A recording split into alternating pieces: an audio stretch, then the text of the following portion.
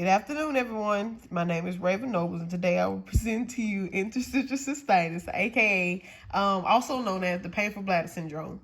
My background today is a water balloon because essentially the bladder is used for storage of urine, as you all may or may not know. Okay, so let's get started. First, to understand interstitial cystitis and the problem with the bladder, you have to understand the normal bladder, the normal anatomy of the bladder. So as you see here, you have the two ureters, which is connected to the kidneys that I'm not showing because this presentation is not about the kidneys. Inside of the forms is a lot of, this is rugae. As you may or may not know, rugae is essentially folds that are instilled within inside the bladder that helps to expand and retract the bladder.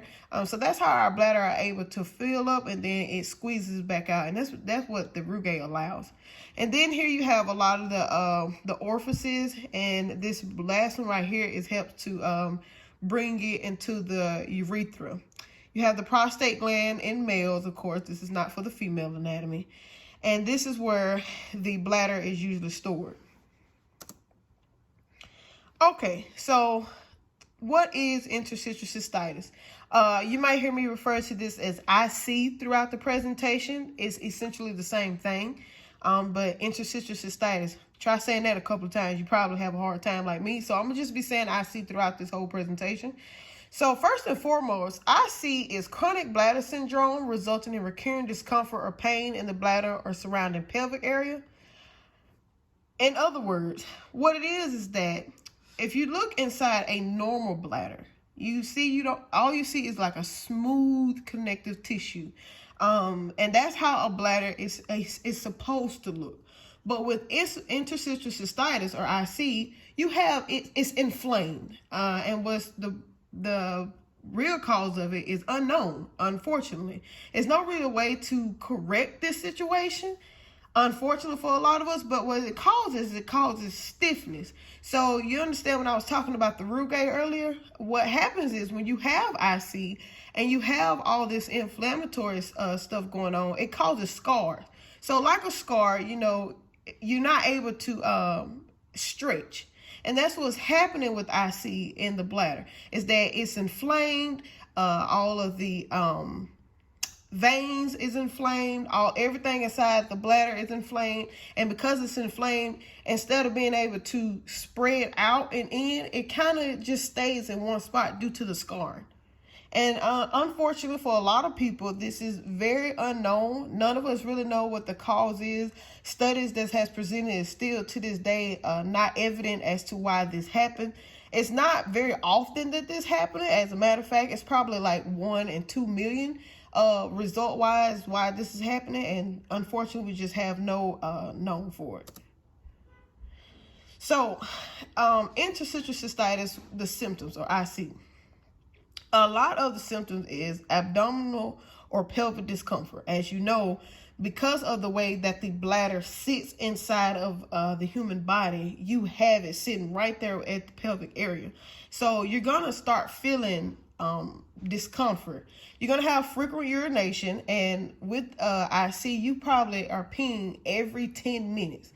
So can you imagine every 10 minutes having to run to the bathroom? And urgency is the same thing as frequent urination. So you have the feeling of pressure all the time up in the bladder. You have tenderness in the bladder. You have intense pain in the bladder or pelvic region. And that's because this is very hurtful. It's harmful, and it causes so much pain. And a lot of people aren't able to endure the pain a lot of the time. And so you have severe lower abdominal pain that intensifies as the urinary bladder fills or empties. So what's happening is that every time the pee enters into the bladder, what happening is that it enter, and automatically you have discomfort, and automatically you have burning. So if you think about a person that has like a UTI, and that's a urinary tract infection, every time they pee, they have a burning. Well, with IC, what happens is every time the bladder fills, every time a drop of pee touches the bladder, what's happening is that it's causing it to burn. And it's very acidic. So every time that acid within the pee is touching the bladder, you're automatically in pain. Unfortunately, the way to diagnose this is after you have went through multiple diagnoses to get rid of everything else. So what they'll do is a urinalysis and a urine culture. Most of the time, when you start presenting with some of these symptoms, they like to do a urinalysis and a urine culture just to see if you probably have like a UTI or if it's something going on within the urine that's causing it. After they rule that out, and they figured out that it's not a UTI, what they'll do is a post-void residual urine volume, and they'll do that via ultrasound. Now, I know that sounds big words, but what that is that after you pee, that's why it's called post-void.